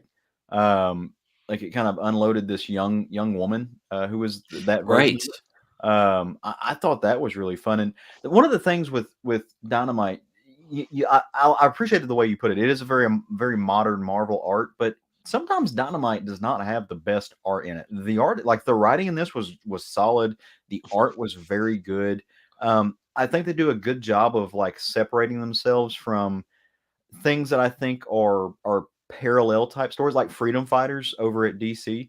They do a really good job saying, "Hey, yeah, we share a lot of DNA with books like Freedom Fighters, but we're not Freedom Fighters. Yeah. We are an entire separate thing, even though we come from like uh, the same family tree, so to speak. Yeah. We have the same Yeah. ancestry in some of Yeah. these characters. We're not that, and so I think they do a really good job of separating themselves. When it's easy to fall in that trap, they could just be another freedom fighter story, or vice versa. Yeah. So Okay. Cool. All right, Steve, tell us about something else you're reading that you're digging. So I'll try to be as fast as I can on this one because I'm still trying to wrap my head around it. And some of that could just be the language barrier. Um, I couldn't figure out if this was translated from from Russian originally, or if maybe it was just being written in a very poetic way, because there's a lot of sort of interesting ways of providing information through dialogue or narration that is in dialogue. But the concept itself is absolutely solid, and I just had so much fun reading it and trying to figure out what was going on through most of it. And that is from CEX, Experience Publishing, who I've never heard of before. The book Sparks of Chaos by Okay, Timur Shelm. I Yeah. can chime in with that. They're an operation that basically takes things that may have started life as a web comic, or Hmm. on. That makes I don't sense. want to say like or think maybe like a more correct Alterna um, Mm, press. That they cultivate stuff, and actually some comic experience stuff has graduated when it did get to the public, the published version, to labels like IDW and Dark Horse. that And and see so, that the quality of yeah, this is actually great. I it's think like think of it as a training ground. yeah. Oh, And and not I could not definitely just for see that. writers, not just for writers. They take other elements like the lettering and the Hmm. coloring very seriously about Yep. who they connect with, who they connect people together with on projects. Yep. Yeah. Well, I was definitely very like I mean from a design standpoint, from a publication standpoint, I mean this book is really well designed, well put together. Um, definitely a good quality. It is a more costly book, but you also get 48 pages, so it's definitely a a good solid first issue. And as you can tell, sort of the design aesthetic here is very sort of ancient Greek. Um, and obviously, the cover is what kind of drew my eye, primarily for this gentleman right here. And that is the character of Silenus or Silin, who is a satyr and also the son of Hermes. Yes, Greek god Hermes. But he, in current times, presumably it is happening today, the he's a well-known writer who's fallen on hard times. He spends more time drinking than he does writing, and he's been kind of stopped up. The issue is though is he is a demigod, very poorly hidden demigod. When you first are introduced to him, he's taking a piss in a bar bathroom, completely naked, hooves and tail on full view of two random bar patrons who are like, oh, what are you, some kind of goat man? And then he just kind of like brings his clothes back on, appears to have feet, and he ends up cursing them with his little magic symbols. But he's very much a satyr. He's an ancient Greek sort of half man, half goat satyr. He tries to pick up one of the barmaids, who it turns out is actually the reincarnation of the poet Sappho, and all sorts of crazy things are happening. In this world, demigods, all the gods from different pantheons are real, mostly hidden from human eyes, but the demigods themselves are there specifically to inspire creativity and push the idea of free will. And in 1968, when most of the Western world was in political upheaval, and in Asia as well, the demigods basically had their big war against the monogod. Let's just say this is a semi sacrilegious kind of text, but I love it. I love the way that it feels very much like it's a European comic. This is a very European style story. You could feel this coming from a Jodorowsky. You could feel this coming from anything in 2000 AD, or even in French or continental comics. But during the war between the monogod and his adherents and the demigods, Dionysus was killed, and Dionysus was the one sort of leading the charge for free will and creativity, and to lead humanity into a better version of itself. He's murdered by Circe herself, who is a slave of the demigod or of the monogod, or one of his big foot soldiers, as well as his former adherents. And so here in the future, the demigods that are left are basically just waiting to turn into wild beasts, to lose their spark of creativity and intelligence and just kind of drift away. But Silenus discovers that the reincarnation of Dionysus is at hand and happens to be the son, the 33-year-old son of Circe herself. And so he kidnaps her, and from then on, it becomes an absolute chaotic mess of ridiculousness. And Timur Shelm he really goes all out in bringing in all sorts of elements from classical mythology, from Norse mythology, Egyptian, etc., and twists them and combines them with a cyberpunk aesthetic. So you have a harpy who's all human woman with a shaved head and metallic wings and feet. The Dionysus, the reincarnated Dionysus, is cut in half during a certain train accident, and he's actually melded onto the cyborg body of Chiron the Centaur. So it is very wild. It is very crazy.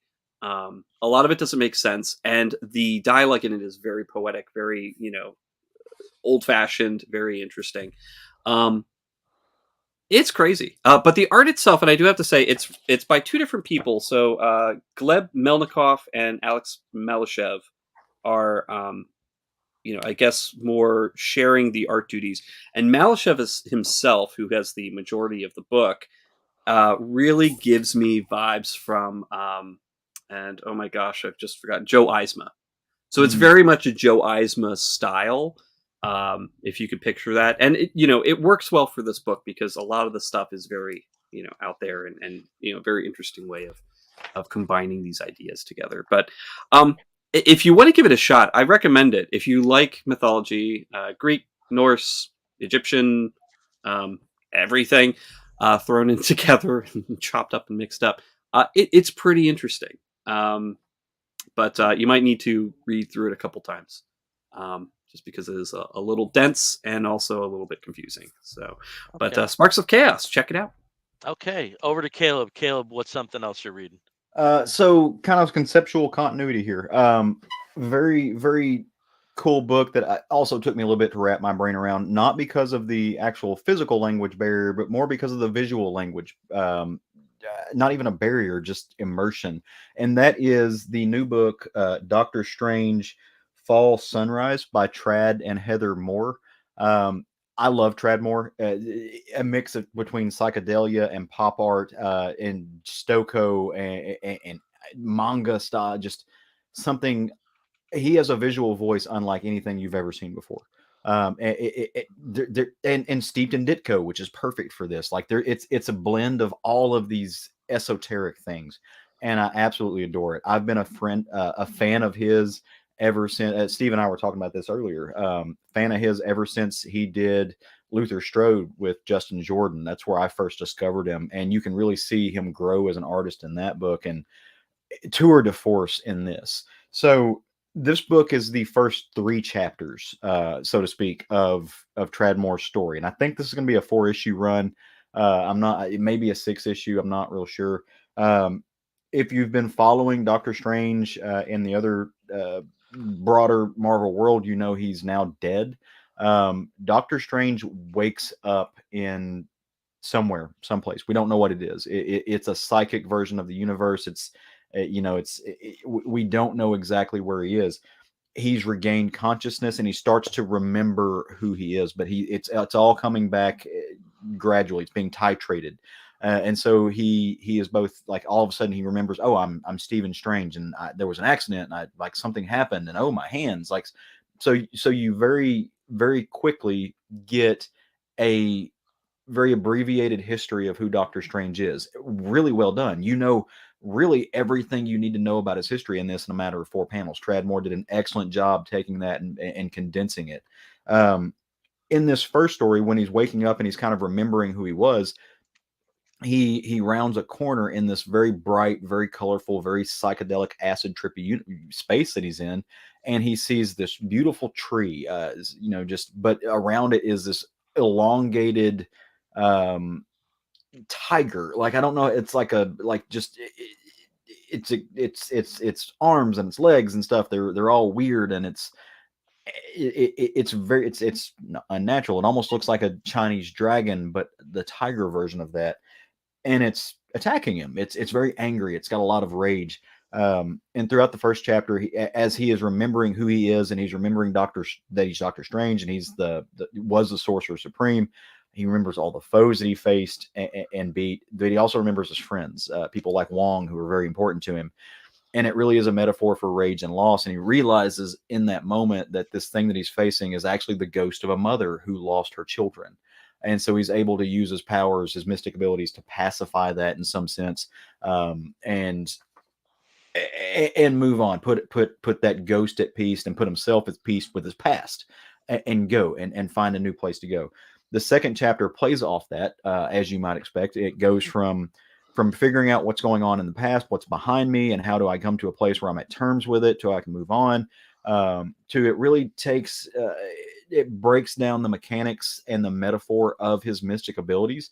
The second chapter really is a story about being guided by nature and by chance, which is a great way to describe his powers and his history. He finds the manifestation of a stag, and it's actually a family of deer that he takes, and they lead him through a forest, and he has to, it shows him flipping a coin, and as the coin rolls down, things spin out of it, and it shows a rebirth of life. And that family of deer lead him to a city, and that's where the third chapter kicks in. It's called a double-bladed axe, and as he starts to walk into this, he starts hearing noises, and it looks like a very like French medieval space. I mean, they have all of these row houses lined up, and there are banners flying, and he starts to hear the sounds of combat, the sounds of battle, and he finds what is very gladiatorial type knights who are going after each other, and there are people and things in cages on wheels like carts, and these things are enslaved and captured. And he sees injustice. He sees injustice in front of him. So his gut instinct is to start using his abilities, and he engages and he fights and he uses magic. And as he's in the middle of this epic, amazing, sprawling, ethereal, otherworldly battle, he finds the limitations of his powers because he is a man, and he's a man who's dead, and he just woke up, like he's not his best form, and it kind of overwhelms him and overcomes him in a sense. And there is a argue it appears to be a woman, kind of in a golden mask with braids, and she looks at him as he's fighting these gladiatorial things, and just her mere presence throws him off just enough to where he succumbs, and he's bound and gagged and trapped, and apparently sold into some type of servitude in being taken to this place, this island, back to their home called Nistos. Now, I am not steeped in the history of Doctor Strange, so I don't know if Saint Nistos means anything to anyone else, but issue 2 is going to explore that in the next couple of chapters. Um, I bought this solely off of the power of Tradmore's name alone, and I'm so glad I did. I like this.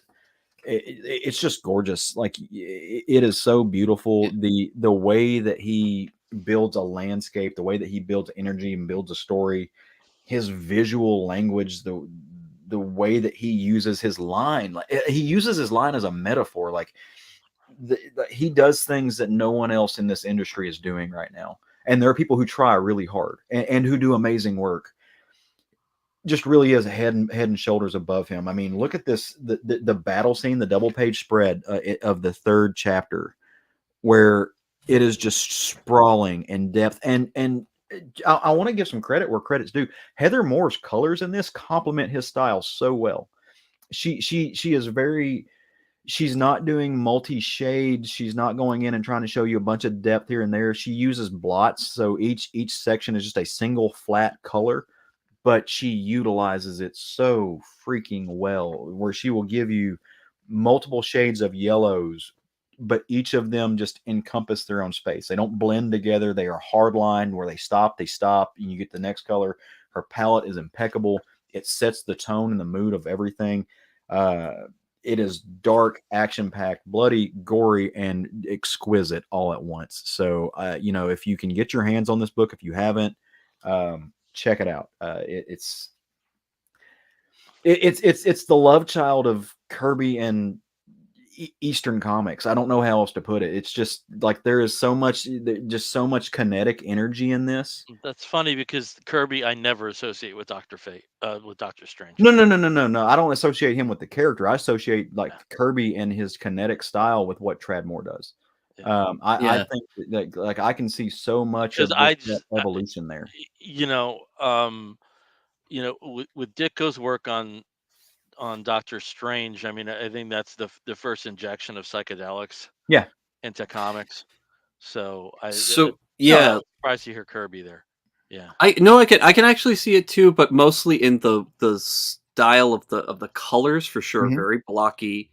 It's New Gods. But It looks but New Gods of contrary to Kirby, Eternals. I mean, contrary to Kirby, there's a lot of curves here. It's very like late '60s, early '70s, rubber soul kind of like Yeah. Well, and well, that's the gangly disco. limbs that are very not, it's not at all the blocky, like solid figures of Kirby at all. Just the colors might be kind of bright and whatever. But yeah, no, I do see it. I see it's like, okay, it's this weird sort of, merging of wobbly figures and wobbly, beautiful landscapes. Of Because I Ditko and was Kirby, I was yeah. I'm looking at some of these pages here and they're just absolutely gorgeous. Um, but yeah, I mean the style is very interesting. Um, It's wow, fluid. The whole yeah. the whole thing is fluid. I don't think there's a 90-degree angle in this entire book.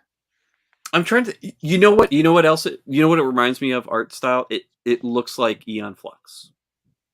I can There's see some that. Eon Yeah, Flux in there, I can see like that. that DNA where hair and just limbs and things are just very much out of proportion, very Mhm. strange. But yeah, no, it's beautiful. Huh. I love it. So yeah, so I can't wait to see what comes out of this. I might pick it up. I haven't picked up a Doctor Strange book in 32 years. Do it. It's worth it. So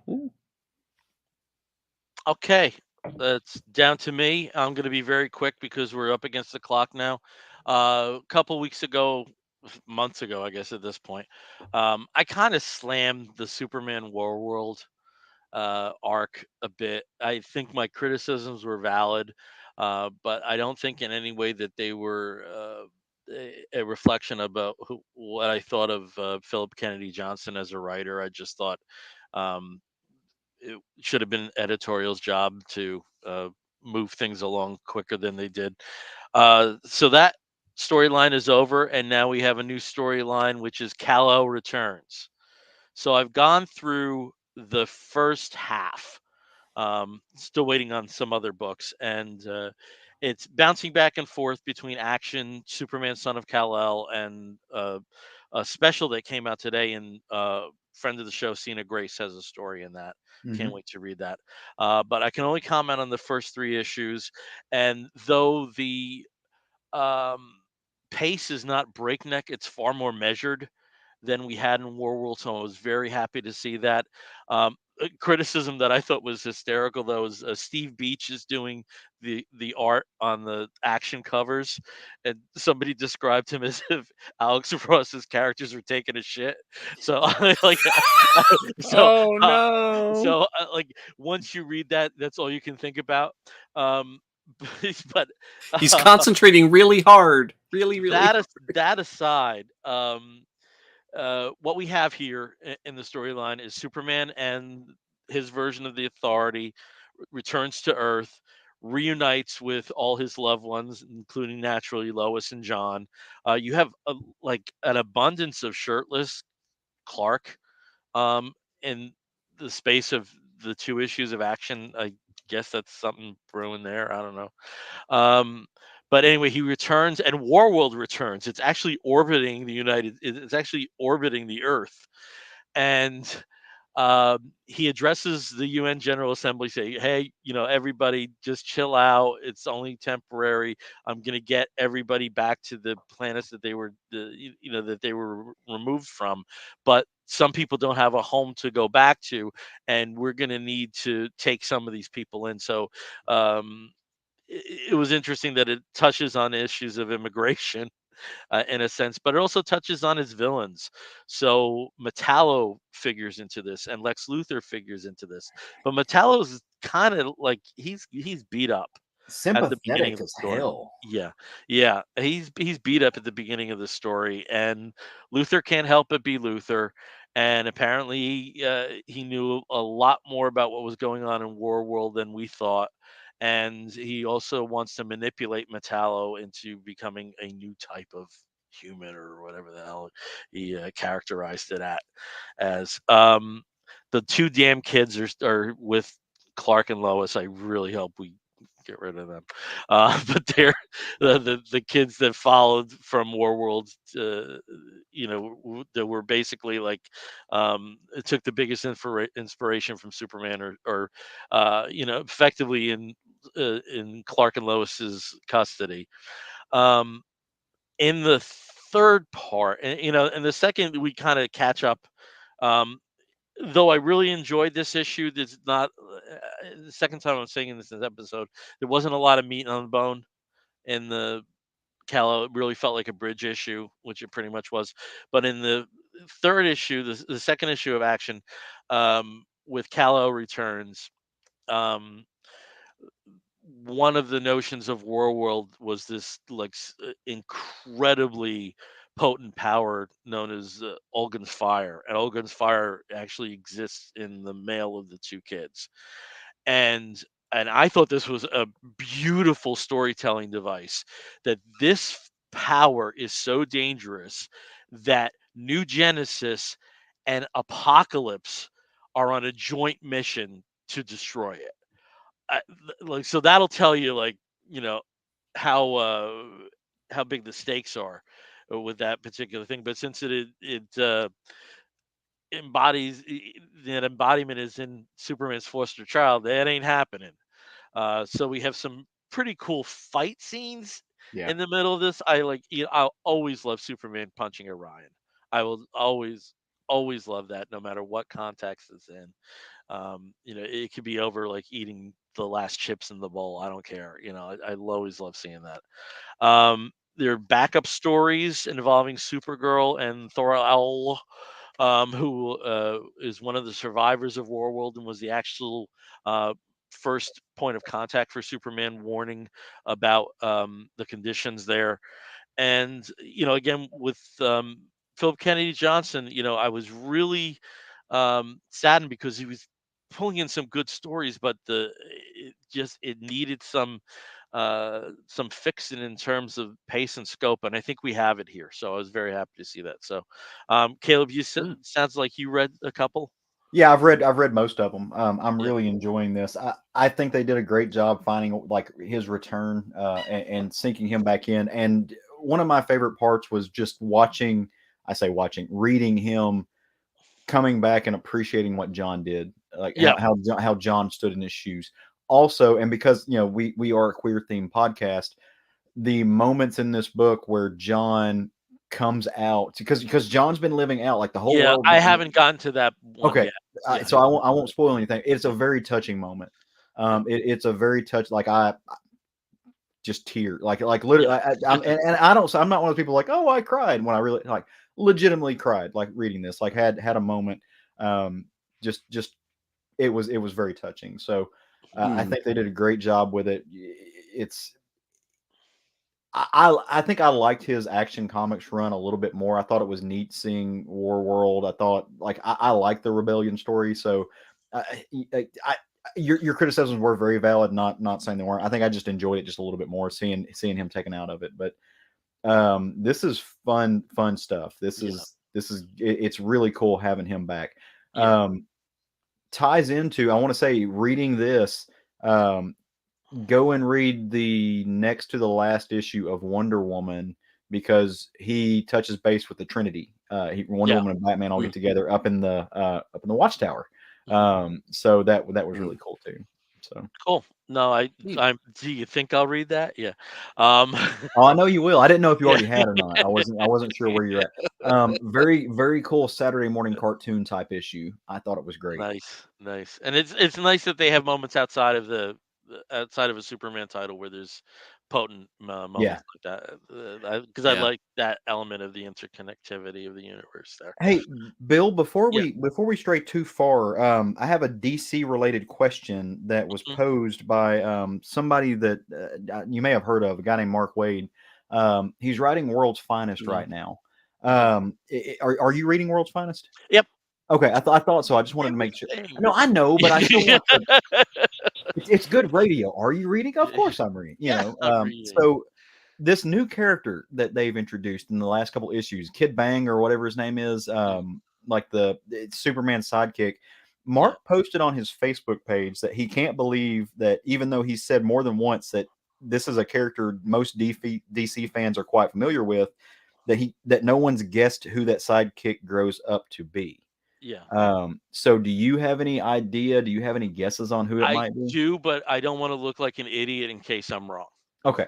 So Um, See, I Oh I don't. have wow. a very informed idea. I think I've picked up on the clues, but if I'm wrong, I don't want to.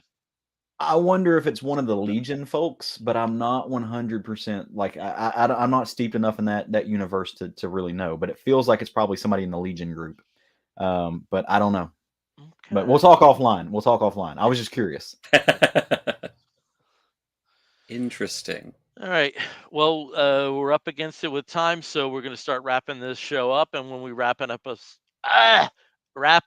of the Comic Book Bears up, we do so with a segment we call the Woofs of the Week segment. In the bear community, if you find a fella attractive, you woof at him. Oh, I like that one. And we do something similar here where we spotlight something which may be a comic book, but it may also be a film or a TV program, anything under the sun that we think you, fair listener, or possibly viewer, may be interested in sampling. I'll start as I always do with Steve. Steve, what is your wolf of the week? My Wolf of the Week is Wednesday on Netflix because it was fantastic. Jenna Ortega as Wednesday. I didn't know what I was going to think, but 5 minutes in, I was hooked on her version of Wednesday. I love Louise Guzman as a much more comics accurate Gomez Adams. And Morticia is played by Catherine Zeta-Jones. I mean, just gorgeous. But I mean, everybody's in this. Gwendolyn Christie, I love her character as the headmaster for the school. It is very much, like an anti Hogwarts, anti Harry Potter style series. just a lot of fun, some fun little twists and turns and surprises. And yeah, just really creative and hilarious in many spots. So, and kudos to Things, thumbs up to Thing. Um, Mhm. that I thought was a lot of fun, and just so many little things. If you're a fan of any of the Tim Burton films of the Adams Family Values from several years back, Christina Ricci is in it as Mhm. as a pretty important character. I love the design. I loved everything about it, and I'm so excited that it broke a ton of records. It actually broke Stranger Things season 4 viewership records, and is definitely getting a season 2. Yeah, So oh, it's I'm so really looking forward to it. good. Oh yeah, so good. If you're one of the few people who hasn't watched it yet, I definitely haven't go and watched see it. it. Wednesday on It Netflix. might be a long time before I do. But you're Oh, gonna you'll like it watch when it. you You'll like do. it. Yeah, you're gonna like it when you Yeah. do. I Yeah, think I will. I mean, 100%. I love Yeah. the '90s version. I mean Oh yeah. the second film is like that's about as gay a film as you can get. Oh, it is, and also it's so infinitely Family Ties. quotable. I mean, everything with Deborah, is just it's Yeah. brilliant. But yeah, I mean, this Wednesday, definitely is fun to watch and has the same sense of the Christina Ricci Wednesday Adams, who will always be All right. my Wednesday. But Cool. yeah, I loved it. All right. Over to Caleb. Caleb, what is your wolf of the week? So my wolf of the week goes out to I'm gonna pull the charitable initiative card. So today as we are recording this, it's World AIDS Day, which again, gay podcast run by three gay men, four gay men. Mean that this is a day that is important to us all. So my wolf of the week goes out to a local Arkansas group called Engaging Arkansas Communities that does some really amazing work in the community. They provide free testing. They provide everything you can think of. They have support groups for people who have HIV. They do whatever they need to do. They're doing some solid work here in Central Arkansas. I've got some friends who are associated with them, making sure that people have the medicines that they need, making sure people have the testing strips that they need. They talk about sexual openness and sexual health, and it's not demonized. They make sure that folks like they are fighting the stigma, and they're making sure that folks who do get a positive diagnosis realize that hey, you can live with this and you can live a long, happy, and normal life. This is nothing to be ashamed of. It's nothing to this is a reality that you face. So let's go with it in a positive and healthy light. So doing amazing work to keep people healthy and living and destigmatized here in Arkansas, which ain't easy. So kudos to them. So you can check out their website. It's engagingarkansas.org if you want to look at what they do, look at how they operate, maybe throw them a little Skrilla. That would be awesome. So keep up the good work. All right. Cool. Cool. My wolf of the week goes out to a Poison, a friend of the show, a close personal friend. Chris Cummins recently accepted a position with Archie Comics as their social media manager. He's been effectively working towards this since he was like 8 years old. Yeah. And uh, in my conversations with him, he's giddy, and I'm giddy for him. So that's the only selection that I could think of this week. It's Absolutely. the only one that's Yeah. appropriate. So congrats, Chris. We're very proud of you and very happy for this development in your career. So 100%. 100%. all right. This one's wrapped up. Again, we are the Comic Book Bears podcast. You can find us on the Tumblr and the Instagram as Comic Book Bears. It's still there. You can find us on the Yeah. Facebook as Comic Book Bears Podcast. If you want to listen to us, you can do so by downloading us through Apple Podcasts, listening to us through Stitcher Radio, or many of the other podcatching platforms. If you want to write to us, please do so by sending an email to comicbookbears@gmail.com. If you've joined us through Facebook Live, thank you. If you're watching this a little later on YouTube, thank you. Please leave a review because we would greatly appreciate that. And until next time, I'm Bill Zanowitz. I'm Steve Morey. I'm Caleb Alexander McKinney. If you're listening to the audio version, you're going to hear Wolf and an Explosion. We'll be back real soon. Take care, everyone. Woof.